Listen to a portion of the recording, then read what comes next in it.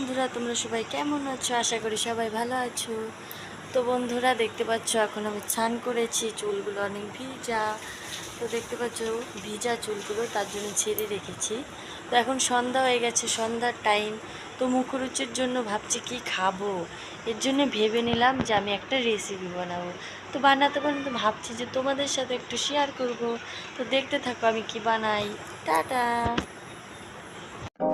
তো বন্ধুরা, দেখতে পাচ্ছ আমি আটাটা মেখে নিয়েছিলাম, মেখে ঢেকে রেখেছিলাম।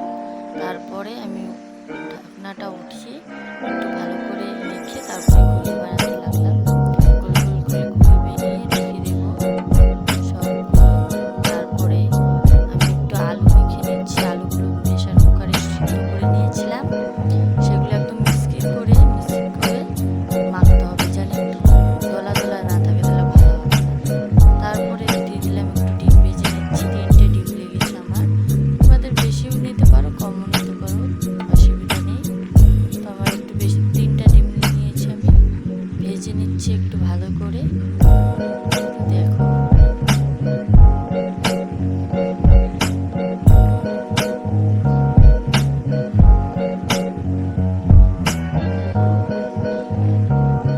নামিয়ে নিচ্ছি, ভালো করে নামিয়ে নিচ্ছি। তারপরে একটু তেল দিয়েছি, তেলটা একটু গরম হোক,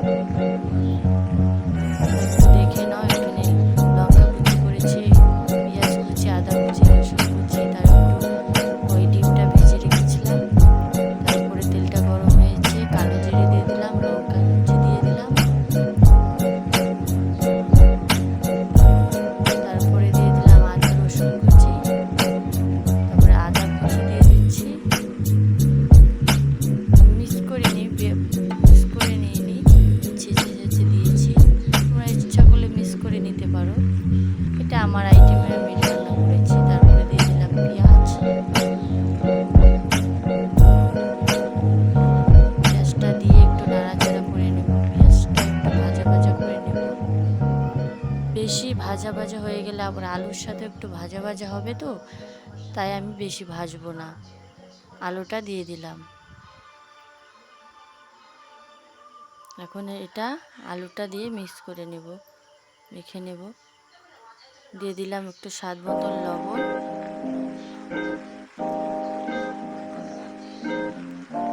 দিয়ে দিলাম স্বাদ মতন একটু হলুদ।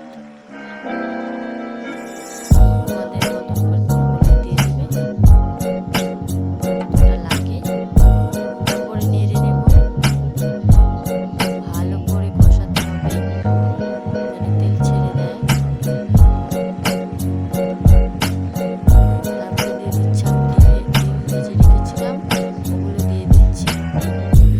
ডিমটা দিয়ে এখন নাড়াচাড়া করব। নাড়াচাড়া হয়ে গেছে,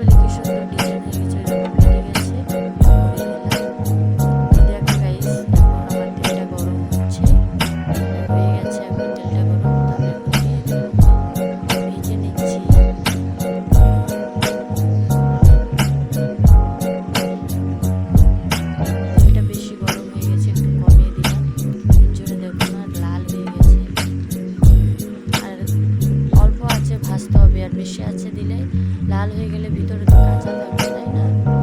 অল্প আঁচ দিয়ে দিয়ে গ্যাসটার ভলিউম একটু কমিয়ে কমিয়ে ভাজবে, দেখবে খুব সুন্দর একদম ফুলে ফুলে উঠবে।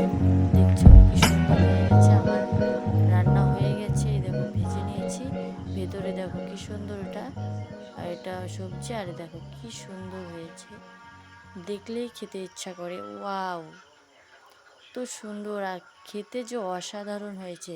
তোমরাও বাড়িতে ট্রাই করো। আর এই দেখো আমার বোন তো তর সইছে না, খেয়েই বসে পড়লো, খেতেই বসে পড়লো, দেখছো খাচ্ছে। তো আর দেরি করো না, তোমরাও বাড়িতে বানিয়ে ফেলো আমার এই ভিডিও দেখে।